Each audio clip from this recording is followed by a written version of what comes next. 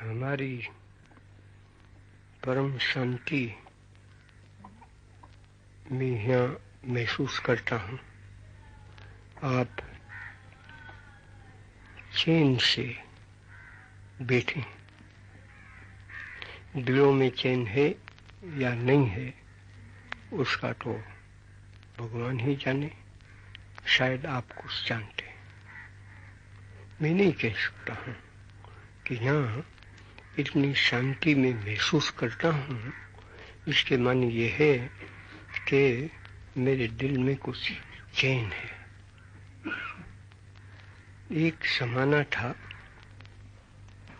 शायद 15 की साल में, जब मैं दिल्ली में आया था, तो उस ज़माने में मैं आचार्य रुद्र, जो सेंट स्टीवंस कॉलेज के आचार्य थे,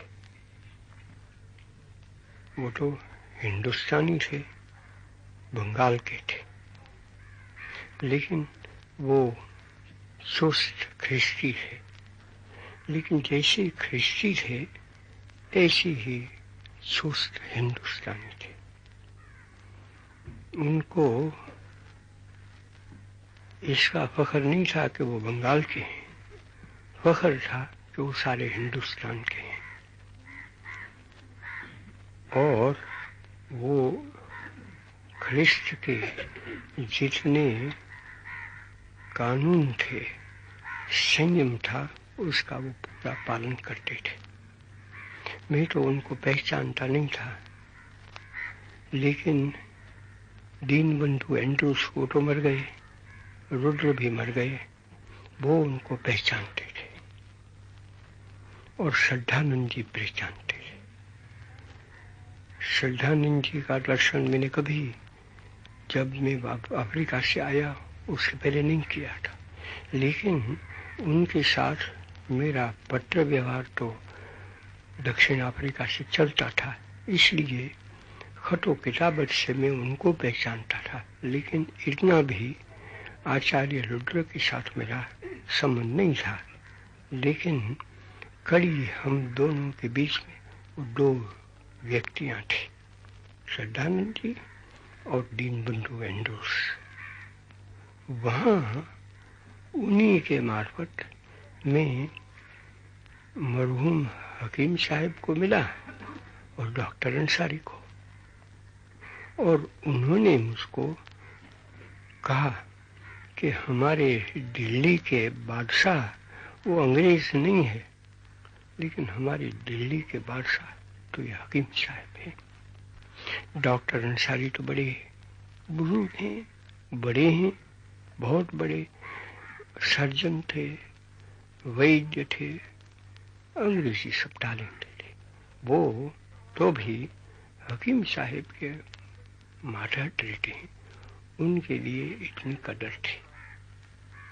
वो भी चुस्त मुस्लिम थे, लेकिन वो तो बहुत ही बड़े विद्वान थे, हकीम थे, यूनानी हकीम थे, लेकिन आयुर्वेद का भी उन्होंने कुछ तो अभ्यास किया था। उनके वहाँ हजारों मुसलमान तो आते थे, उनका घर भी मैंने देखा था उस वक्त, और उनके वहाँ हजारों गरीब हिंदू भी आते थे। साहूकार, धनिक मुसलमान, धनिक हिंदू वो तो उनके पास आते ही थे। एक दिन का 1000 रुपया उनको देते थे। उनके लिए कोई उनको दरकार थी ऐसा नहीं है, जहाँ तक मैं हकीम साहब को पहचानता था। लेकिन वो मिस्किनों के खातिर तो उनको पैसे चाहिए, और वो तो बादशाह जैसे थे। आखिर में उनके बाप दादा तो वो चीन में रहते थे, चीन के मुसलमान थे, लेकिन बड़े शरीफ थे। तब उन्होंने ये कहा, हिंदू लोग जितने मेरे पास आए उन्होंने भी यही कहा कि आपका सरदार यहाँ कौन है? तो श्रद्धानंद जी नहीं, श्रद्धानंद जी का तो यहाँ उनकी कोठी भी पड़ी थी, बड़ा काम करते थे। लेकिन नहीं, दिल्ली के सरदार वो हकीम साहब थे। क्यों थे? क्यों कि उन्होंने हिंदू मुसलमान सब की सेवा ही की, खिदमत की। तो वो तो 15 की साल की बात मैंने की आपको, लेकिन बाद में तो उनके साथ मेरा ताल्लुक बहुत बढ़ गया और बहुत उनको पहचाना, डॉक्टर अंसारी को पहचाना। डॉक्टर अंसारी के घर में तो मैं काफ़ी दिनों तक रहा। वो उनके लड़के वो सोहरा को मैं पहचानता, उनका दामाद शौकत खान उसको मैं पहचानता। वो सब भले हैं, आज भी पड़े हैं, लेकिन मेरा दिल में रंज क्यों है कि उनको आज डर लग गया है। होना नहीं चाहिए। किसका डर लगता है कि हाँ कोई हिंदू उनको भी मारे तो उनका घर में तो वो रहते नहीं है, लेकिन वो होटल में जाकर रहते हैं। इत्तेफाक से बच गए हैं, क्योंकि उनका डरवान था, वो हिंदू था। तो उन्होंने लोग जो आए थे उनको भगा दिए। वो तो मैंने थोड़े दिनों की बात की। तो ऐसे क्यों हम हैं, ऐसे पागल हिंदू क्यों बने, सिख क्यों बने कि जिसका डर उनको लगे तो आप कह सकते हैं, कहते हैं मुझको, काफी हिंदू कहते हैं, गुस्से में आ जाते हैं, लाल आंख करते हैं कि तुम तो पढ़े हैं, वहां बंगाल में पढ़े हैं, बिहार में पढ़े रहते हैं, आओ पंजाब में देखो तो सही, पंजाब के में हिंदुओं की क्या हाल मुसलमानों ने किया है, सिखों के क्या हाल किए, लड़कियों की क्या हाल किए। मैं कोई नहीं समझता हूँ ऐसा तो है ही नहीं, लेकिन मैं तो उन दोनों चीजों को साथ साथ रखना चाहता हूँ कि वो तो है, किया है। तो मेरे भाई एक पागल बने और सबको मार डाले तो मैं भी उनके सामने पागल बनूं क्या, और मैं गुस्सा करूं, कैसे हो सकता है। तो आज मैं चला गया, आपको मैंने सुनाया तो है कि हिंदू आश्रितों के कैंपों में चला गया, तो वहां बस सब तो नहीं, काफी आंखों में मोहब्बत भरी थी, लेकिन कई आंखों में बस गुस्सा भी भरा था। लड़के नौजवान कहेंगे, मुझको सुना सकते हैं, गुस्सा भी मुझ पर कर सकते हैं, किया। दूसरे थे, हिंदू थे, सिख थे, उन्होंने उनको टाला, शांत रखा कि वो तो आया है, तुम्हारी भी सेवा करेगा, मुसलमान की सेवा करेगा, उसके पास तो सब एक हैं। वो उसके पास ऐसा नहीं है कि वो हिंदू है तो इसलिए हिंदू का ही दिखेगा और मुसलमानों का नहीं। वो तो कहता है कि मैं हिंदू हूँ और अच्छा सच्चा हिंदू हूँ, परहेजगार हिंदू हूँ, इसलिए मैं मुसलमान भी हूँ, मैं तो पारसी भी हूँ, ख्रिस्ती भी हूँ, यहूदी भी हूँ। मेरे सामने तो सब एक ही वृक्ष की डालियां हैं, तो मैं किस डाली को पसंद करूं और किसको मैं छोड़ दूं, किसकी पत्तियां मैं ले लूं और किसकी पत्तियां मैं छोड़ दूं। तो वो सब एक है, ऐसे में बना हूं, उसका क्या करूं। तो वो लोग उनको समझाते, वो शांत हुए। आज मैं वहां पुराने क्या फोर्ट में, किले में गया, तो पुराने किले में तो मैंने हजारों मुसलमानों को देखा और वो दूसरी गाड़ियां आ रही थी जिसमें वो भरे भरे आते थे, वो सब आश्रित, और किले में उनको रहना पड़े। किसके डर से, आपके डर से, मेरे डर से तो आप तो नहीं डराते हैं, मैं जानता हूँ, मैं नहीं डराता हूँ, लेकिन मेरा भाई डराता है, जो अपने को हिंदू मानता है, जो अपने को सिख मानता है, वो डरावे। वो मैंने डराया, आपने डराया, तो मेरे से तो बर्दाश्त नहीं होती। और वो क्यों वहां पड़े हैं किले में कि वहां से पीछे वो भागे पाकिस्तान में जाए। पाकिस्तान में स्वर्ग है और यहाँ नरक है क्या? अगर ऐसा है तो उस नरक अगर उनके लिए है तो मेरे लिए भी है, आपके लिए भी होना चाहिए। हम इस नरक में क्यों पड़े? लेकिन मैं जानता हूं कि न पाकिस्तान नरक है न हिंदुस्तान नरक है। हम बना सकते हैं पाकिस्तान को, मुसलमान क्योंकि बड़ी तादाद में है, वो उनको नरक बना सकते हैं। हम क्योंकि हिंदू बड़ी तादाद में है, तो यहाँ उसको हिंदुस्तान को नरक बना दे। जब वो दोनों नरक जैसे बन गए तो पीछे उसमें दुनिया तो नहीं रह सकती है, इंसान तो नहीं रह सकता है। तो पीछे हमारे नसीब में तो गुलामी ही लिखी है क्या? ये चीज मुझको खा जाती है। सारा दिन भर उसी चीज को मैं सुन रहा और सुनकर मेरा हृदय तो कांप उठता है कि इस हालत में मैं किस हिंदू को समझाऊंगा, किस सिख को समझाऊंगा, किस मुसलमान को समझाऊंगा। मैंने तो कहा, काफी मुसलमान गुस्से में आ जाते थे, दूसरे मुसलमान उनको रोकते थे, वो भी मैंने देखा।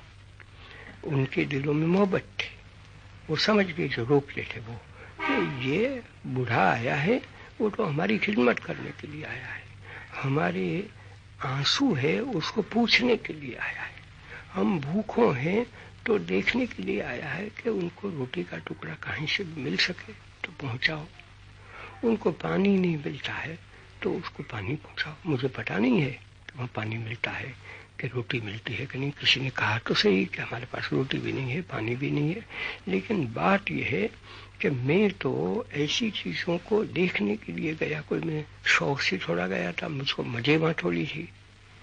तो उन लोगों ने उसको बड़ी मोहब्बत से सुनाया तो मुझको अच्छा तो लगा, लेकिन वो क्यों उसको गुस्सा होता है?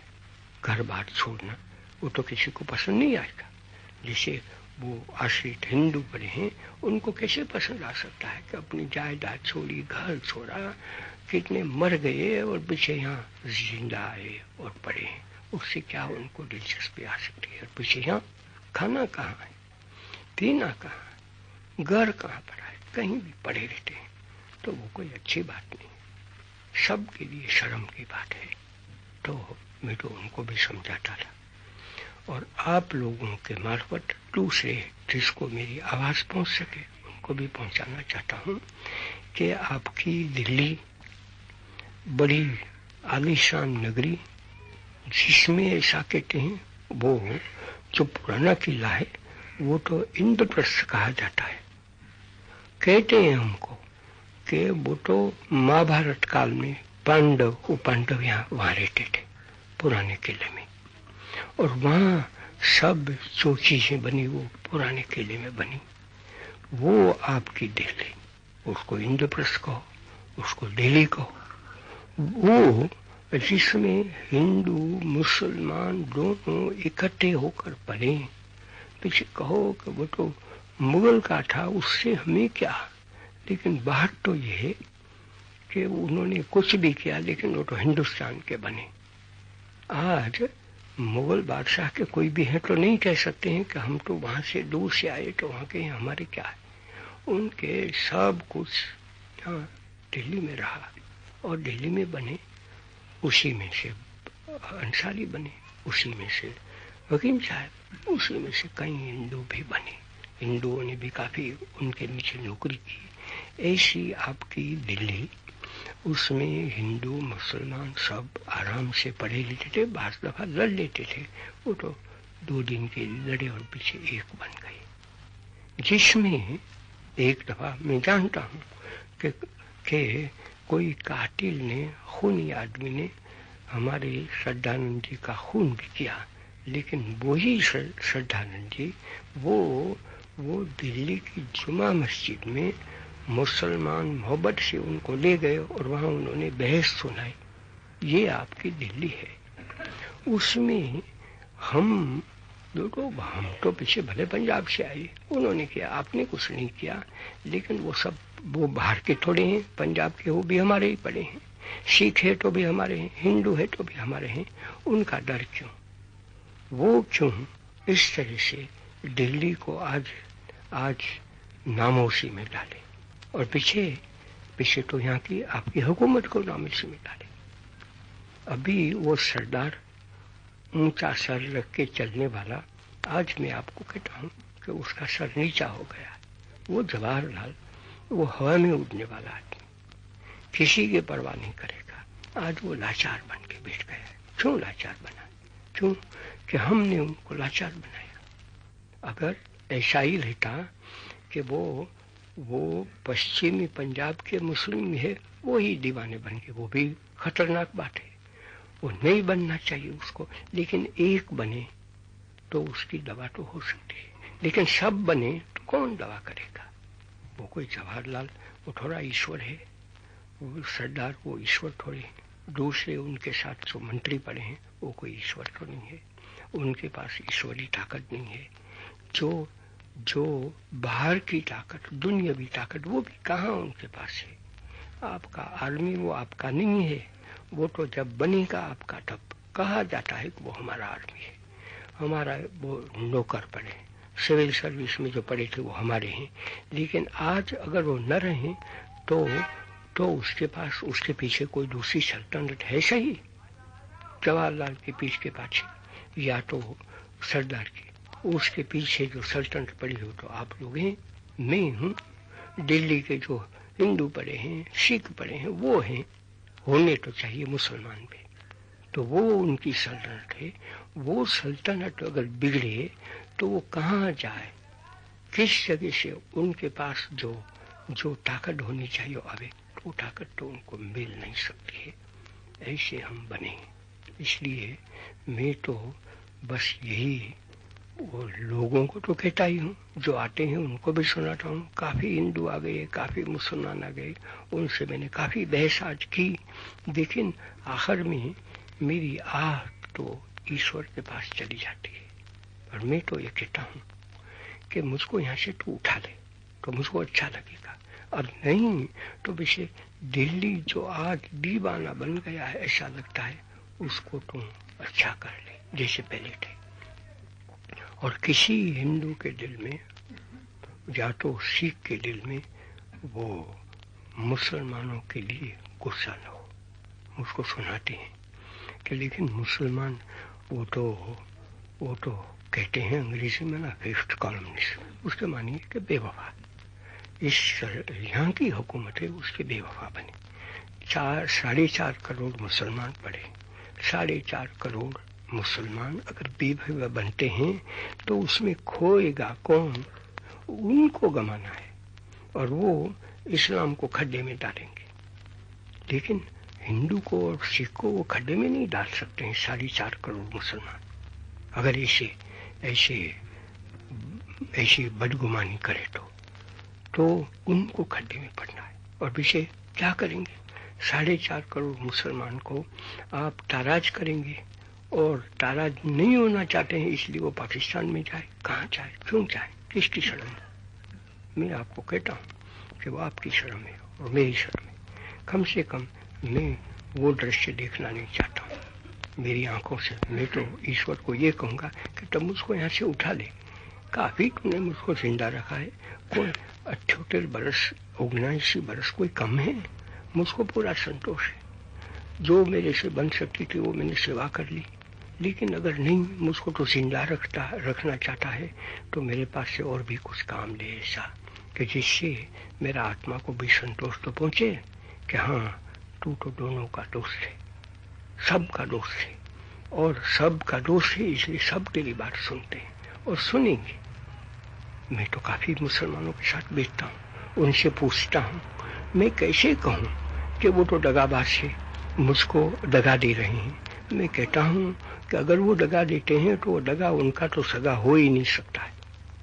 मुझको वो क्या हैरान करने वाले थे, मुझको नुकसान नहीं पहुँच सकता है, तो जैसे मुझको नहीं नुकसान पहुँच सकता है तो आपको भी नहीं।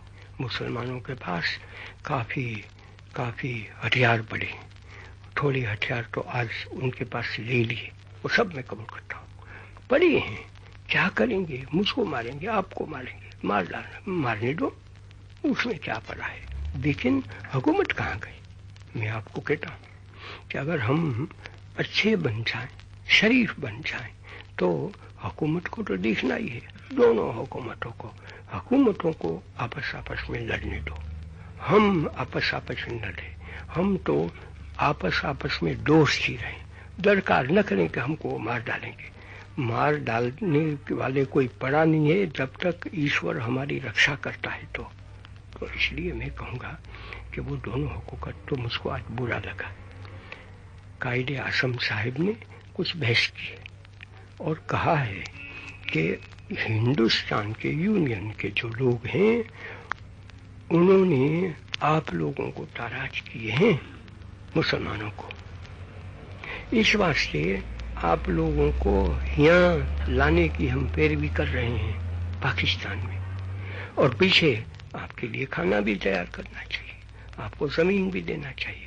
वो हम तो गरीब पड़े हैं, नहीं हो सकता है, इसलिए कहते हैं कि जिसके पास पैसे पड़े हैं वो पैसे हमको भेजो, वो भले भेजे, उसमें मुझको कोई शिकायत नहीं है। लेकिन वो कहने के साथ वो क्यों नहीं कहते हैं कि पश्चिम पंजाब में जो मुसलमान है उन्होंने क्या किया। एक हिंदुस्तान को कहना कि हिंदुस्तान में मुसलमानों को तबाह कर रहे हैं। दिल्ली में कहो किया, बिहार में तो बिहार में किया तो बिहारियों ने कफारा किया, कबूल कर लिया कि हमने गुनाह किया है। वो वहां कलकत्ता में किया तो उसने कह लिया, मेरे पास आए जिन्होंने किया था उन्हें पश्चाताप किया कि हम कभी नहीं करेंगे। तो मैं कहता हूँ, और वहां तो मुसलमान भी आए तो मुसलमानों भी ऐसा किया। वो तो शराफत है, वो नुकसान सब कर लेता है, दीवाना सब बन जाता है। लेकिन वो तो बड़े गवर्नर जनरल है पाकिस्तान के, मेरे तो दोस्त हैं। तो मैं तो दोस्ती दावे से भी कहना चाहता हूँ कि इस तरह से हम आराम से चैन से नहीं बैठ सकते। तो आपको तो कह देना चाहिए कि हिंदुस्तान दीवाना बना, ऐसे ही पश्चिम के मुसलमान भी दीवाना बने। तो उन मुसलमानों को भी अच्छे बनना है, शरीफ बनना है। एक भी लड़की पंजाब की है, जैसे सिख हो या तो हिंदू हो, उस लड़की को कोई मुसलमान ले नहीं सकता है, किसी को मार नहीं सकता है, किसी की जायदाद ले नहीं सकता है, ऐसा उनको कहना है। और न माने तो उसको मरना है, ऐसा जवाहरलाल को कहना है, सरदार को कहना है, और न माने तो उनको मरना है। तब मैं समझूंगा वो मर जाएं, ऐसा करते करते। यूं नहीं कि कोई कॉलेरा हुआ या तो दर्द हुआ और दर्द से मरे, और हम सब मरने वाले हैं। लेकिन इस तरह से लोगों को शांत करते करते वो मर जाएं, तब तो मैं समझूंगा कि हिंदुस्तान के लिए खैर है। तो मुझको चुभा है, मैं कबूल करना चाहता हूँ कि क्यों उन्होंने नहीं कहा कि पश्चिमी पंजाब में क्या हुआ। पश्चिमी पंजाब में बहुत बुरा किया है, इसका मैं गवाह हूँ, मैंने देख लिया है। मैं कैसे मेरी आंखों को बंद कर सकता हूँ, नहीं करता हूँ। मैं तो हिंदू जो गुनाह करते हैं उसको भी मैं छुपा नहीं सकता हूँ, मेरी आंख बंद नहीं कर सकता हूँ। इसी तरह से कोई मुसलमान गुनाह करे तो मैं नहीं छुपाऊंगा। मैं छुपाऊं मेरी आंख को और मैं उसको न सुनाऊं तो मैं कहूँगा कि मैं इस्लाम का बेवफा बनूं। तो मैं तो इस्लाम का भी बेवफा नहीं बनूंगा, गुरु ग्रंथ साहिब का भी बेवफा नहीं बनूंगा, न मैं वेलाडी का बेवफा बन सकता हूँ। मैं तो सबका वफादार ही रहना चाहता हूँ और वफादार मरना चाहता हूँ। एक बात मेरे पास रह जाती है कि एक आपके वहाँ एक छोटा सा अखबार निकलता है, मैंने तो परसों ही कल ही देखा, उसका नाम रिपब्लिक है और अंग्रेजी में निकलता है। मैं तो अंग्रेजी भूल जाना चाहता हूँ। अंग्रेजी में किसके लिए निकालते हैं, क्या दुनिया के लिए कि क्या उसके पढ़ने वाले हैं? और पढ़ने वाले हैं वो गुरुमुखी में निकालो, हिंदुस्तानी में निकालो, लिखो उसको देवनागरी में लिखो, उसको उर्दू लिपि में लिखो, तो मैं समझ सकता हूँ। लेकिन नहीं, वो तो अंग्रेजी में निकलता है। अंग्रेजी तो उसमें तो कैसी, हम तो अंग्रेजी कहाँ जानने वाले हैं, तो ऐसी ही भद्दी अंग्रेजी हो सकती है। उसमें हमला है असफ अली साहब पर। अभी असफ अली साहब तो आपके एम्बेसडर हैं अमेरिका में, उसमें हिस्सा लिखा है। कुछ पूछना तो चाहिए जवाहरलाल जी को कि भाई इसी तरह से बुलाए। वो कहता है कि हमने सुना है। क्यों सुनी बात लिखी? जब यहाँ जवाहरलाल जी पढ़े हैं, असफ अली साहब भी यहाँ पढ़े हैं, यहाँ आ गए, उसके बाद लिखते हैं कि वो आए हैं यहाँ तो उनको तो बुलाए, शायद सुना है ऐसा।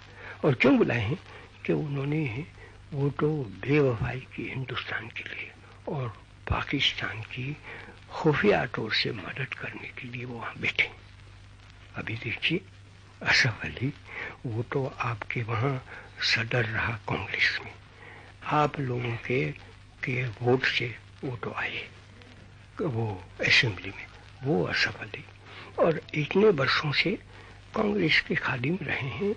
मान लिया कि उन्होंने बेवफाई की है तो उसको मार डालेंगे, लेकिन उस अखबार में ऐसी बात कैसे लिखी जा सकती है कि हमने सुना है कि ऐसा है और ऐसा है, तो उसको वापस क्या बोलना था, उसको शूट करना चाहिए। मैं भी कबूल करूंगा कि ऐसा बेवफादार होता है, उसको वापस क्या बोलना था, शूट करो। लेकिन कोई किया भी नहीं है तो वैसे क्या। मैं तो जानता हूँ, 2 महीने से मैं जानता हूँ कि वो यहाँ आने की कोशिश कर रहा है। जवाहरलाल जी का हुक्म तो लेना ही चाहिए उसको। जवाहरलाल जी वो हुक्म देते हैं कि यहाँ आ सकते हैं, तो यहाँ 4-5 दिन के लिए आया। वहाँ की जो बातें हैं वो उनको सुनाने के लिए, क्या करना चाहिए वो हुक्म देने के लिए आया। पाकिस्तान क्या उसके ख्वाब में भी नहीं पड़ा है, इसका तो मुझको कहना चाहिए। तो मैं ये कहता हूँ कि ऐसी बात होती है तो पीछे क्या कि असफ अली जो आपका दोस्त, आपके लिए पैरवी करने वाला, जवाहरलाल जी का दोस्त, मौलाना साहब का दोस्त, मौलाना साहब आपके खादिम, इतने वर्षों तक आपके सदर रहे, तो क्या वो भी बेवफा। और उसका दोस्त से सफल, हकीम साहब का दोस्त, वो डॉक्टर अंसारी का दोस्त, वो बेवफा बन सकता है हिंदुस्तान का। और अगर वो बेवफा बनता है तो उसकी सब खबर लेंगे, लेकिन वो ऐसी अफवाह क्यों से जाए। लेकिन वो कि हाँ चलो किसी न किसी तरह से असफ अली का भी कुछ बुरा तो लिखें, वो कोई हमारे लिए अच्छा नहीं। वो रिपब्लिक चीज जो अपना को कहते हैं वो रिपब्लिक के लिए अच्छा नहीं है। तो मुझको लगा कि तो कम से कम जिस आदमी की इस तरह से नदामत की जाती है और ऐसे पीछे कहकर और ऐसा हमारे दिलों में वो असर डालना कि वो मुसलमान सब बेवफा रहते हैं, नहीं है। मैं काफी मुसलमानों के लिए कहने को तैयार हूँ कि अगर मैं वफा हूं तो वो वफादार है, वो कोई गैर वफादार नहीं है। बाकी सबके लिए कौन कह सकता है। और ऐसे होंगे तो मैंने आपको सुना दिया है कि उसको ईश्वर पूछेगा, हमको पूछने की जरूरत नहीं रहेगी। और पीछे वो अपने आप वो इस्लाम की घोर कबल करेंगी क्या, वो नहीं हो सकती है। और मैंने तो कल कह दिया है कि काफी मुसलमानों ने इरादा किया, इसलिए मैंने कल कहा कि मुसलमानों का ये धर्म है कि जितना इल्जाम रखा जाता है तो उसके लिए खास खास कह तो दें कि वो सब निकम्मी बात है, हम ऐसे हैं ही नहीं, हम तो हिंदुस्तान के वफादार हैं, रहेंगे, हिंदुस्तान के वफादार होकर मरेंगे, हिंदुस्तान के लिए सारी दुनिया के सामने लड़ेंगे।